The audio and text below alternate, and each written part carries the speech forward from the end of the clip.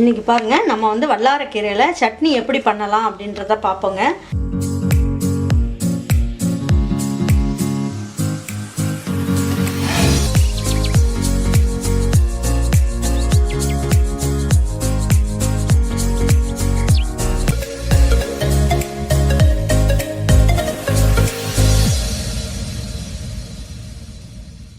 தேவையான எண்ணெய் ஊற்றிக்குங்க.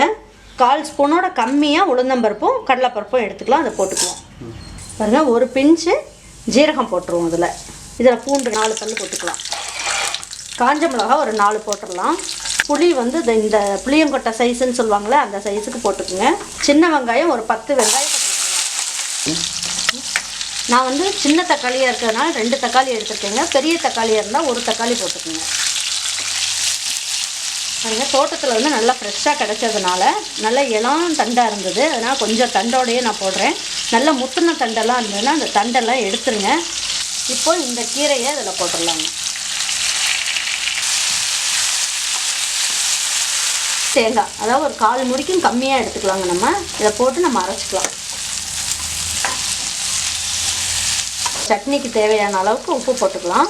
இது வந்து சாதத்தில் போட்டு சாப்பிட்றதுக்கும் நல்லாயிருக்கும். இட்லி தோசைக்கு எல்லாத்துக்குமே நல்லாயிருக்கும். இது இல்லைன்னா தயிர் சாதம்லாம் செஞ்சுட்டு அந்த சைடில் தொட்டு வச்சு சாப்பிட்றதுக்கும் ரொம்ப நல்லாயிருக்கும்.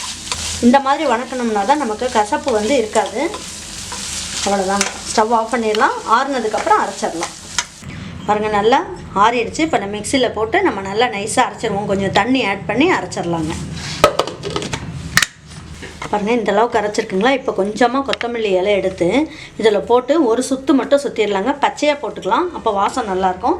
இதில் 2 கருவேப்பிலை மட்டும் போட்டுடலாம். அவ்வளோதான். இதில் 1 ஸ்பூன் அளவுக்கு எண்ணெய் ஊற்றிக்கலாம்.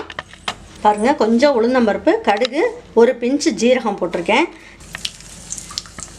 பாருங்கள், கடுகும் உளுந்தம்பருப்பும் நல்லா பொரிஞ்சிருச்சு. இப்போ கருவேப்பிலையை நல்லா கையிலேயே இப்படி கிள்ளி இப்படி போட்டுக்கலாங்க. ஸ்டவ் ஆஃப் பண்ணிடுவோம்.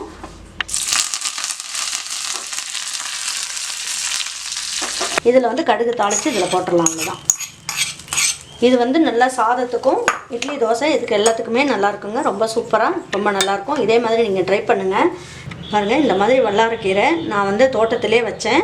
அதை எடுத்து நம்ம இன்றைக்கி வந்து சட்னி பண்ணியிருக்கோம். இது பசங்களுக்கெல்லாம் நல்ல ஞாபக சக்திக்கு ரொம்ப நல்லதுங்க. இதே மாதிரி வீட்டில் நீங்கள் செஞ்சு பார்த்துட்டு உங்களுக்கு பிடிச்சிருந்ததுன்னா லைக் பண்ணுங்கள், ஷேர் பண்ணுங்கள், சப்ஸ்கிரைப் பண்ணுங்கள்.